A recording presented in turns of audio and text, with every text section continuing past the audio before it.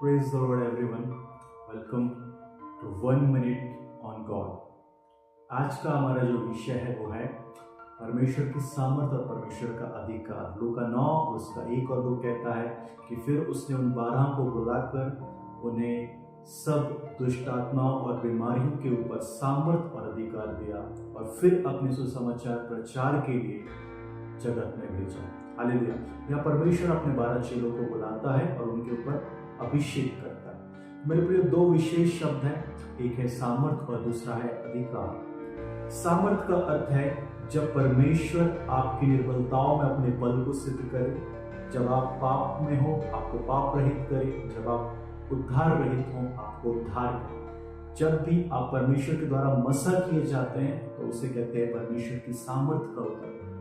और अधिकार का अर्थ है उस सामर्थ का प्रयोग करना। इसे कुछ ऐसे समझिए कि एक नदी है जो बह रही है। अगर आपको अपने ऊपर उस नदी को रोकना है तो आपको एक बांध बनाना होगा, और उस बांध का पानी जब भर जाएगा तब आप उस बांध के गेट को खोलेंगे ताकि जो ओवरफ्लो होने वाला पानी है वो आगे बह सके। अब यहाँ पे समझने की ये बात है कि सामर्थ परमेश्वर की नदी है जो स्वर्ग से बहती है।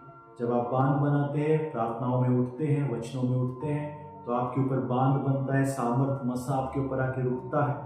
और जब आप परमेश्वर की ओर से अधिकार पाते हैं तब आपका मसा और आपकी सामर्थ दूसरों तक जाती है। इस सामर्थ और अधिकार की जरूरत इसीलिए है ताकि आप परमेश्वर की सेवकाई को कर सकें। जब आप परमेश्वर की सेवा करने निकलते हैं तब आप परमेश्वर के मसा को पाते हैं, लेकिन जब तक आपके पास अधिकार नहीं होगा आप इस मसा का उपयोग नहीं कर पाएंगे। मसा का उपयोग करने के लिए आपको जरूरत है अधिकार की। जिस प्रकार बांध का गेट सिर्फ और सिर्फ बांध का इंजीनियर खोल सकता है, उसी प्रकार एक अधिकार पाया आदमी ही अपनी सामर्थ का जो परमेश्वर से मिलती है उसका उपयोग कर सकता है।